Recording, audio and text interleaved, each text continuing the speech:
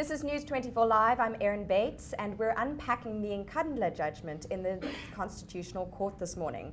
I'm with Lawson Naidu from CASAC, and Lawson, to come back to what Justice Mogoeng said during his judgment, the judgment that was unanimous from all the judges of the Constitutional Court, he compared Public Protector Thuli Madonsela to the biblical David against the Goliath of powers and sort of holding them to account. Small though her office might be, it's very mighty. That was sort of his message.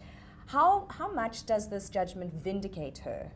Well, I think it places in context the role of the Office of the Public Protector, why it was established, why it was deemed necessary within a South African context to have an Office of the Public Protector, and how it ought to function in order to protect the rights of ordinary citizens, and hence the David and Goliath analogy that the Chief Justice used with the small person, the ordinary citizen, who would otherwise not be able to have access to the courts to challenge a decision of the state, being able to go to the public protector and get her office to undertake that action on their behalf, if you like. And therefore, it was argued and agreed by the court that in order to have meaning, the Office of the Public Protector must have teeth. It must have power to take appropriate remedial action, as the Constitution says, and that must mean that it must be able to provide for effective remedies. It may not always be in the form of a binding order. It may be in the form of mediation and so on, examples that the Chief Justice used. There are other mechanisms of resolving some of the disputes that come before the Public Protector. But I think what this judgment has done is to really explain the nature and extent of the powers of the Public Protector, the different range of remedies that the office can use in order to resolve disputes, and really to give teeth to the Office of the Public Protector in terms of the fact that where it is clear that a remedy is intended to be implemented, it should be implemented. So the judges of the Constitutional Court giving teeth to the Public Protector's office, sharpening those teeth as well. But Mogoeng also mediated and said there are some things that the Constitutional Court doesn't really have that much ambit over. When we look at what he said about the National Assembly and what sort of machinery they should have in place, what structures of accountability they should have, he said that's really not our ambit, that's not our turf. Another very important aspect that the court dealt with at length in various parts of its judgment was the principle of the separation of powers. And Chief Justice Mogoeng was very clear in trying to establish the limits of the powers of the different branches of government. And in terms of the judiciary, he was very clear in terms of saying that the judiciary must be careful not to step into the political domain and into the jurisdiction of the executive and of Parliament.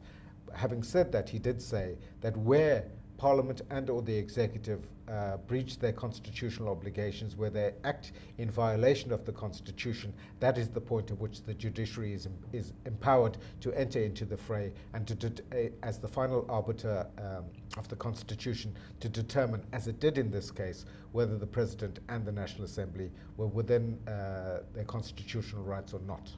So the Constitution really pitted there as the pinnacle of kind of power structures within South Africa. Yeah. If we go to Parliament, thinking back to 2014 when Secure and Comfort, the Public Protector's report, was presented, what's the timeline from there? What happened? Because it's not as though the kind of legally binding nature of those recommendations were heeded. The court went through that process and said that what the President immediately did was to respond within 14 days, as he was obliged to do, to the National Assembly.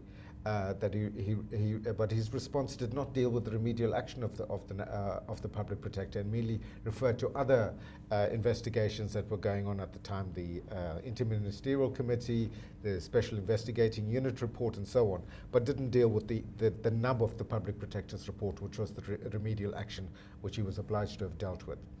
Parliament then, following the election, established an ad hoc committee to deal with with this matter.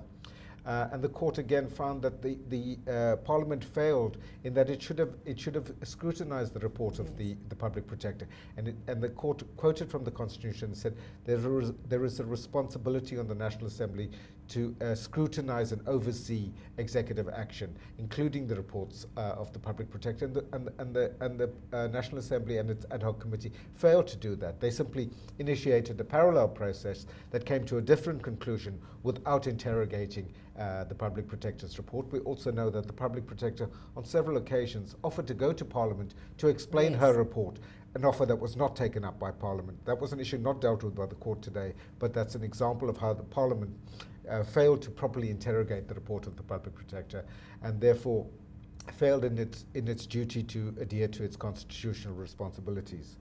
We then know that after that first ad hoc committee report, both the Speaker of the National Assembly and, it turns out, the President wrote in very similar terms to the Minister of Police to request the Minister of Police to determine which of the upgrades at the Nkandla were not security features.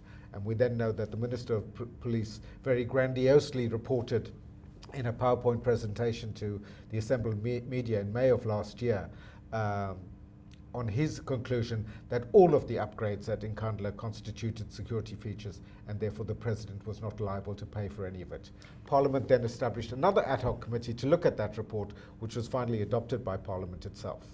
And I mean, that presentation is famous for its verbosity, the O Solo Mio soundtrack, this obscure operatic kind of inclusion, talk of a fire pool, talk of a retaining wall, which was actually an amphitheater, all of these things that are now, according to the Constitutional Court, non-security upgrades for which the President is liable. Absolutely, and the court in its order today said that the President is liable to pay a reasonable percentage of the costs of those 5 items, being the amphitheater, the chicken run, the cattle kraal, the visitor centre, and the swimming pool, which we can now stop calling a fire pool. At long last. News 24 Live is going to continue with live updates and coverage of the Nkandla judgment. Stay tuned to us on YouTube, and you go to News 24 Live for more written coverage.